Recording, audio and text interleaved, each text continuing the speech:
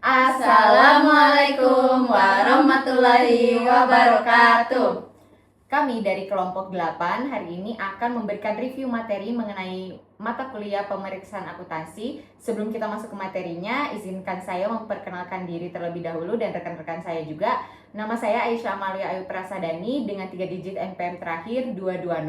Perkenalkan, nama saya Sania Lulu Fitriana dengan NPM akhir 127. Perkenalkan, nama saya Raya Alia Hafidho dengan 3 digit NPM terakhir 223. Perkenalkan, saya Kartika Dwi Astuti dengan NPM akhir 222. Oke, karena udah masuk ke perkenalan, sekarang kita masuk ke materinya. Let's go! Sih kalian tuh ragu sama suatu informasi, misalnya ketika lagi lihat laporan keuangan atau data dari sebuah perusahaan. Nah, disinilah peran audit itu menjadi penting. Audit itu sebenarnya proses untuk memastikan apakah suatu informasi itu sudah benar, akurat, dan bisa dipercaya. Ibaratnya audit itu seperti kita lagi cek review sebelum beli barang agar nggak salah pilih. Juga orang tuh bingung antara akuntansi dan audit. Sederhananya, akuntansi itu yang membuat laporan, sedangkan audit itu yang memeriksa laporan tersebut. Kalau dianalogikan, akuntansi itu seperti orang yang masak, dan audit adalah orang yang mencicipi hasil masakannya untuk memastikan kalau rasanya itu sudah sesuai. Audit ini penting karena ada risiko informasi, yaitu kemungkinan data yang kita pakai ternyata tidak akurat. Hal ini bisa terjadi karena informasi yang disajikan cukup rumit, jumlah datanya banyak, atau ada kemungkinan pihak tertentu menyajikan informasi yang tidak sepenuhnya objektif. Untuk mengurangi risiko ini, cara paling efektif adalah menggunakan audit dari pihak independen. Secara umum, ada 3 jenis audit, yaitu yang pertama, operasional untuk menilai efisiensi, lalu compliance untuk cek kepatuhan aturan, dan financial statement audit untuk cek laporan keuangan. Kita bahas audit, sekarang kita lihat siapa yang melakukan audit tersebut. Audit ini biasanya dilakukan oleh CPA firm atau kantor akuntan publik. Mereka ini tidak hanya melakukan audit, tetapi juga menyediakan layanan lain seperti pajak dan konsultasi bisnis. CPA firm ini juga memiliki berbagai ukuran, mulai dari yang besar seperti Big Four sampai firma yang lebih kecil-kecil. Walaupun berbeda ukuran, semua CPA firm itu memiliki tujuan yang sama, yaitu memberikan layanan profesional yang dapat dipercaya. Agar hasil audit ini tetap berkualitas, profesi ini itu diawasi oleh beberapa lembaga seperti PCAOB dan SEC, serta didukung oleh AICPA yang menetapkan standar dan aturan bagi auditor. Jadi, pekerjaan auditor itu harus mengikuti aturan yang jelas dan tidak bisa dilakukan secara sembarangan. Itu ada juga quality control, yaitu sistem yang digunakan untuk menjaga kualitas kerja auditor agar tetap konsisten dan sesuai dengan standar. Intinya, profesi CPA itu menekankan pada kompetensi, independensi, dan kualitas kerja agar hasil audit dapat dipercaya. Pernahkah kalian bertanya bagaimana investor atau kreditur dapat mempercayai laporan keuangan suatu perusahaan? Jawabannya terletak pada laporan audit. Laporan audit merupakan hasil akhir dari proses audit yang berfungsi untuk menyampaikan opini auditor mengenai kewajaran suatu laporan keuangan. Laporan ini sangat penting karena menjadi dasar pengambilan keputusan bagi pihak eksternal. Secara sederhana, auditor dapat dianalogikan seperti pihak yang melakukan penilaian kualitas, yaitu memastikan bahwa laporan keuangan telah disusun sesuai standar yang berlaku. Dalam laporan audit, auditor akan memberikan opini audit yang menunjukkan apakah laporan keuangan itu telah disajikan secara wajar atau tidak. Terdapat beberapa jenis opini audit. Pertama, wajar tanpa pengecualian. Jadi opini ini menunjukkan bahwa laporan keuangan telah disajikan secara wajar sesuai standar akuntansi yang berlaku, tanpa adanya salah saji material.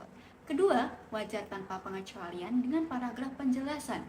Jadi dalam kondisi ini, laporan tetap wajar, namun auditor itu menambahkan penjelasan terkait hal yang penting, seperti misalnya perubahan metode akuntansi dari tahun yang sebelumnya dan ke tahun sekarang, atau ketidakpastian going concern. Ketiga, wajar dengan pengecualian atau qualified opinion. Jadi artinya itu, secara umum laporan keuangan sudah wajar, tetapi terdapat bagian tertentu yang tidak sesuai standar yang berlaku. Keempat, tidak wajar atau adverse opinion. Jadi opini itu diberikan apabila laporan keuangan itu mengandung kesalahan material yang bersifat luas, sehingga tidak mencerminkan kondisi sebenarnya. Kelima, dan yang terakhir yaitu disclaimer of opinion.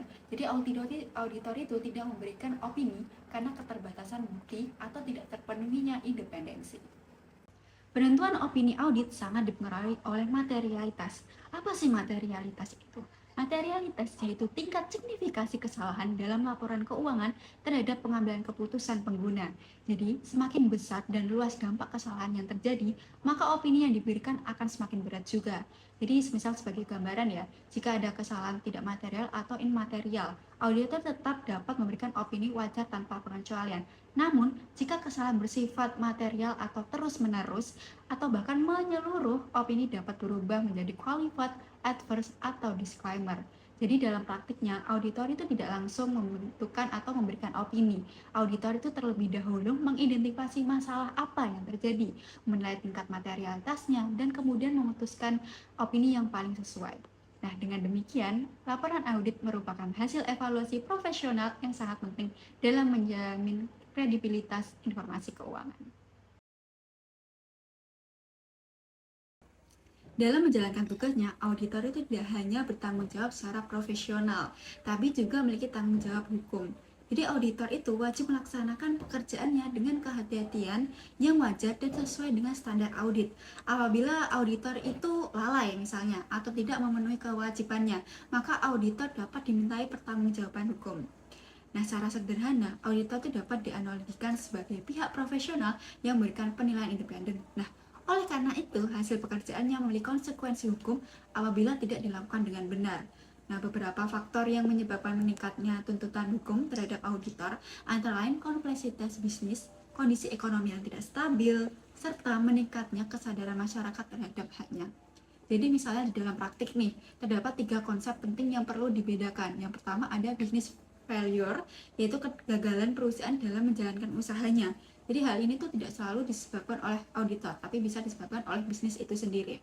Terus kedua ada audit failure, yaitu kegagalan auditor dalam memberikan opini yang tepat akibat tidak mengikuti standar audit. Yang ketiga ada audit risk, yaitu risiko bahwa auditor itu tidak dapat mendeteksi kesalahan material meskipun audit itu telah dilakukan dengan benar.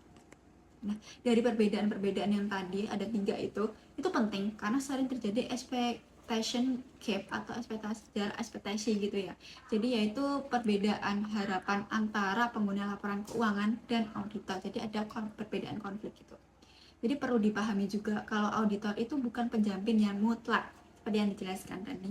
Jadi bukan mutlak dari kebenaran laporan keuangan. Jadi auditor tuh hanya berkewajiban untuk bekerja dengan prinsip due care atau kehati-hatian yang wajar gitu. Jadi nggak bisa mutlak. Jadi tanggung jawab auditor itu mencakup beberapa pihak juga. Yang pertama, tanggung jawab pada klien. Jadi seperti hal tidak menukar kecurangan, keterlambatan audit, atau pelanggaran kerahasiaan. Terus, namun juga auditor itu dapat melakukan pembelaan apabila audit itu telah dilakukan sesuai standar atau kesalahan berasal dari pihak klien. Kedua, tanggung jawab kepada pihak ketiga. Jadi seperti misalnya di perusahaan itu adanya investor, terus ada juga kreditur yang menggunakan laporan keuangan itu sebagai dasar pengambilan keputusan. Terus yang ketiga ada tanggung jawab pidana. Nah, yang dapat dikenakan apabila auditor terbukti melakukan kecurangan. Misalnya ada pemalsuan laporan atau penghilangan dokumen, misalnya kayak kasus Garuda gitu. Jadi sanksi yang diberikan tuh dapat berupa denda maupun juga pidana penjara. Jadi untuk meminimalkan risiko hukum, auditor tuh perlu menjaga independensi, terus juga memahami bisnis klien itu seperti apa, melaksanakan audit sesuai standar, serta menyusun dokumentasi yang memadai pastinya. Jadi intinya atau dengan demikian tanggung jawab hukum auditor itu merupakan aspek penting yang harus diperhatikan dalam menjaga profesionalisme dan kepercayaan publik. Gimana laporan keuangan perusahaan itu disusun sesuai kerangka atau framework yang ada. Kerangka atau framework dalam audit itu apa aja ya, yang sudah kita pelajari juga sebelumnya. Ada GAAP, IFRS. Kalau misalnya di suatu negara itu kayak misalnya contoh di Indonesia itu PSAK, pasti tahu kan. Nah, terus intinya laporan keuangan ini gimana disusun, audit itu jadi apa ya, check and balances untuk kayak laporan keuangan ini udah disusun sesuai framework nggak, bener nggak, untuk apa itu semua, untuk membuat jadi kayak si pengguna laporan keuangan itu bisa mengambil keputusan yang efektif, cepat, dan tepat karena laporan keuangan yang disajikan itu sudah teruji lah dan benar adanya gitu, bukan hanya kayak bohongan atau nggak bisa diukur gitu. Oke, kita masuk ke management responsibilities. Jadi tanggung jawab manajemen itu apa? Contohnya ya, selain harus menyusun laporan keuangan sesuai framework, perusahaan itu juga bertanggung jawab atas kebijakan akuntansi. Kebijakan akuntansi itu kayak apa? Contohnya misalnya metode apa yang dipakai perusahaan, misalnya FIFO kah, average kah, kayak gitu-gitu. Terus habis itu ya tentunya juga ada penyajian wajar untuk penyusunan laporan keuangan, dan juga paling penting memaintain pengendalian internal, karena kan yang paling tahu sebenarnya perusahaan sehari-hari itu ya manajemen sendiri daripada auditor. Kan auditor juga mengaudit dalam waktu yang ditentukan, tapi kan kalau manajemen tiap hari harus menghadapi masalah, mungkin kayak ada resiko-resiko, masalah dan sebagainya. Jadi tanggung jawab manajemen intinya bagaimana mereka harus bisa berintegritas dan objektif dalam menyajikan informasi keuangan. Terus mereka itu harus menyusun laporan keuangan sesuai standar yang ada, framework kayak tadi yang sudah saya jelaskan, GAAP, IFRS, ataupun misalnya PSAK kalau di Indonesia, dan memaintain pengendalian internal. Kita masuk ke auditor responsibilities atau tanggung jawab auditor. Jadi auditor itu bertanggung jawab memberikan jaminan yang wajar, bukan jaminan yang mutlak. Jaminan yang wajar itu disebut reasonable assurance, tapi kalau yang mutlak itu absolute assurance, karena kalau auditor itu nggak bisa menjamin kalau laporan keuangan itu bebas dari kesalahan penyajian yang signifikan. Intinya sebenarnya laporan keuangan itu dicek apakah dia sesuai kerangka atau framework yang digunakan, misalnya juga ada terdeteksi error dan fraud, bukan memberikan jaminan mutlak bahwa 100% laporan keuangan ini aman, kayak gitulah intinya. Karena reasonable assurance ini sebenarnya lebih ke kepercayaan tertinggi yang bisa diberikan auditor, tapi bukan jaminan bahwa laporan keuangan itu bebas dari salah saji material. Meskipun audit itu misalnya sudah dilakukan sesuai kerangka yang ada, sesuai GAAP kah, IFRS kah, atau PSAK kah, tapi nggak ada yang namanya jaminan dari error free atau deteksi dari kesalahan saji material gitu. Kita masuk ke material versus immaterial misstatement, juga error dan fraud, karena ini saling berkaitan. Jadi salah saji itu bisa memengaruhi keputusan yang akan diambil oleh pengguna laporan keuangan tersebut atau orang yang pakai statement tersebut gitu. Material itu apa? Misalnya contohnya error atau fraud yang tidak terdeteksi tapi bisa memengaruhi keputusan si pengguna laporan keuangan tersebut. Intinya error dan fraud ini bisa jatuhnya kecil tapi penting. Intinya itu bagaimana apakah dia itu bisa memengaruhi opini atau pendapat seseorang. Kalau misalnya dia bisa memengaruhi pendapat seseorang, itu berarti material jatuhnya. Terus kita masuk ke error dan fraud. Jadi error itu kayak contohnya misalnya kesalahan yang bisa timbul dari misalnya salah mencatat gitu. Misalnya harusnya contoh ya 80 juta harusnya kan, tapi tercatatnya 8 juta. Itu bisa banyak sih sebenarnya faktornya, bisa dari kelelahan lah, atau kurang kesalahpahaman lah, atau kurang informasi lah, dan sebagainya. Nah, yang parah itu sebenarnya fraud. Fraud itu juga terbagi atas dua. Ada misappropriation asset sama yang namanya fraudulent financial reporting atau bisa dibilang cooking the books. Nah, kalau misappropriation asset itu gampangnya adalah pencurian. Contohnya misalnya seorang kasir mengambil uang kas yang ada di toko tersebut. Nah, misalnya apalagi kalau dia pakainya manual ya, itu pasti kan tidak terdeteksi dari awal. Itu kayak gitu, itu namanya misappropriation asset. Intinya itu pencurian ya. Kalau misappropriation asset gampangnya kayak gitu. Nah, kalau yang kedua ini ada yang namanya fraudulent financial reporting, itu atau bahasa gampangnya itu cooking the books. Contohnya itu kayak gimana? Contohnya pada kasus PT Garuda yang mengakui pendapatan sebelum waktunya, atau juga Enron yang memanipulasi laporan keuangan. Jadi ya seperti itu. Oke, kita masuk ke materi professional ethics atau etika profesional. Jadi perilaku tidak etis itu bisa karena banyak faktor sih sebenarnya. Misalnya karena mereka punya kepentingan sendiri, atau misalnya perbedaan standar etika menurut mereka dan menurut masyarakat, atau juga misalnya pengaruh lingkungan juga bisa. Nah, dilema etika itu adalah kondisi ketika seseorang itu harus memilih beberapa pilihan yang sama-sama punya konsekuensi gitu. Dalam situasi ini kan pasti nggak mudah ya untuk menentukan tindakan apa yang benar untuk menghadapi dilema etika tersebut. Tapi ada beberapa langkah yang bisa dilakukan. Yang pertama itu kita mengidentifikasi faktanya dan masalah etikanya. Yang kedua itu kita mengetahui pihak yang terdampak itu siapa aja.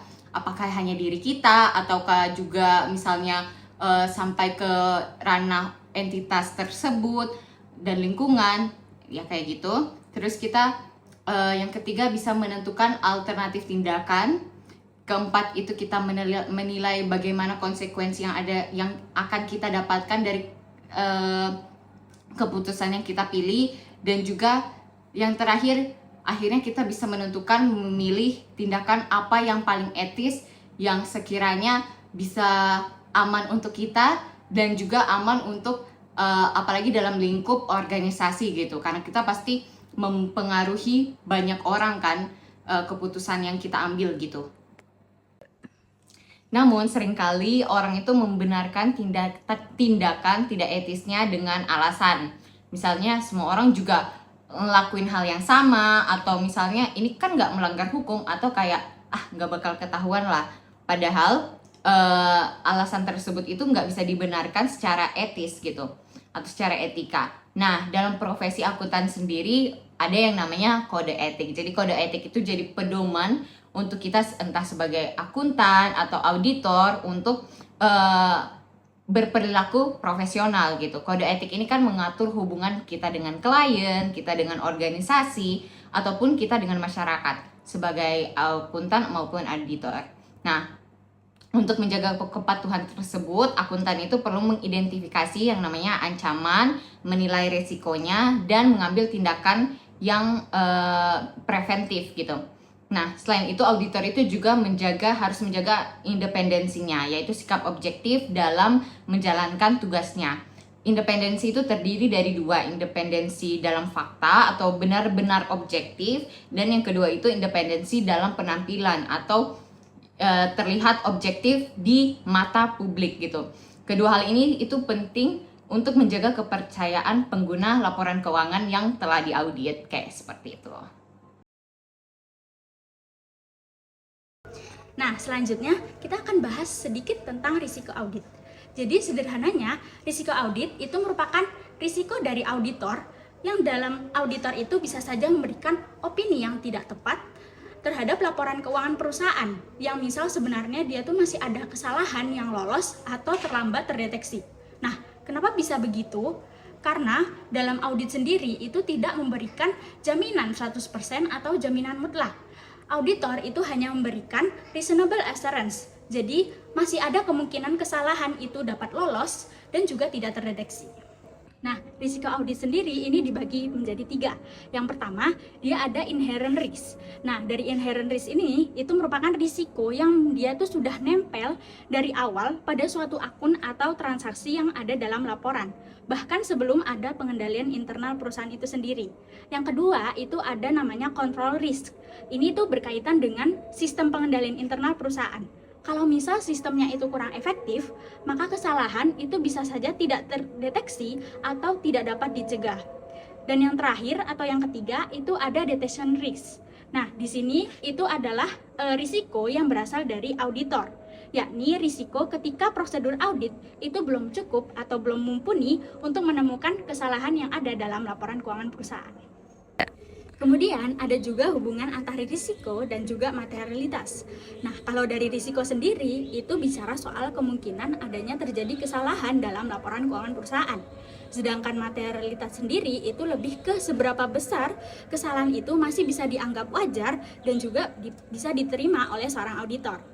Jadi semakin tinggi risiko tersebut, maka auditor itu harus semakin meningkatkan sifat kehati-hatiannya. Biasanya dengan melakukan penetapan batas materialitas yang lebih kecil supaya pemeriksaan itu bisa lebih mendetail.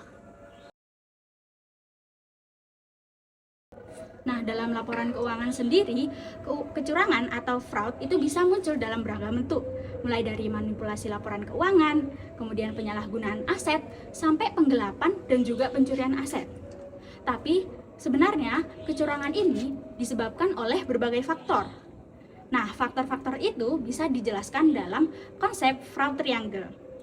Dalam fraud triangle itu dijelaskan 3 hal utama. Yang pertama, yakni komponen tekanan. Jadi komponen tekanan itu menjelaskan ketika seseorang itu punya tuntutan atau masalah yang mendorong seseorang atau manajemen atau dari audit itu melakukan kecurangan. Yang kedua yakni komponen dari kesempatan. Manajemen atau tim audit itu bisa menemukan celah dalam sistem yang mungkin bisa dimanfaatkan. Dan yang ketiga yakni rasionalisasi. Seseorang itu bisa melakukan fraud ataupun kecurangan jika dia merasa dalam tindakan tersebut itu adalah benar adanya. Kalau dari ketiga komponen ini ada, maka risiko kecurangan yang dilakukan seseorang dalam laporan keuangan perusahaan itu bisa menjadi semakin besar.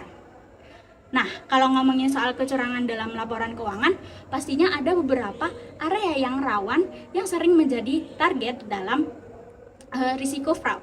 Yang pertama, yakni dalam akun pendapatan dan juga piutang. Biasanya dari akun ini itu terdapat pendapatan fiktif atau pendapatan yang tidak sebenarnya ada dan juga pengakuan yang terlalu cepat. Nah, kita bisa lihat tanda itu dari penjualan yang tiba-tiba melonjak di akhir periode. Kemudian yang kedua, yakni dari akun persediaan. Dari sini itu bisa terjadi persediaan yang fiktif dari barang yang rusak tapi tidak dianggap dan juga barang retur yang tidak dianggap oleh perusahaan. Yang ketiga yakni dari akun pembelian piutang dan juga utang usaha. Misalnya dari perusahaan itu membayar ke vendor yang sifatnya itu fiktif atau dari faktur transaksi itu tidak tercatat. Nah, dampaknya itu meluas kepada utang yang terlihat lebih kecil padahal transaksi yang dilakukan perusahaan itu dalam jumlah yang besar. Dan terakhir ini area yang lainnya. Jadi aset itu bisa dapat dimanipulasi, bahkan dari beberapa perusahaan itu melakukan payroll yang fiktif dalam karyawannya. Nah, gimana sih cara kita itu bisa mencegah hal tersebut? Solusinya ada di tata kelola perusahaan yang baik. Dengan sistem yang transparan, kemudian pengawasan yang kuat, dan juga kontrol internal yang baik, maka peluang dari fraud itu bisa ditekan dan juga laporan keuangan dalam perusahaan itu bisa lebih dipercaya baik dari investor maupun masyarakat luas.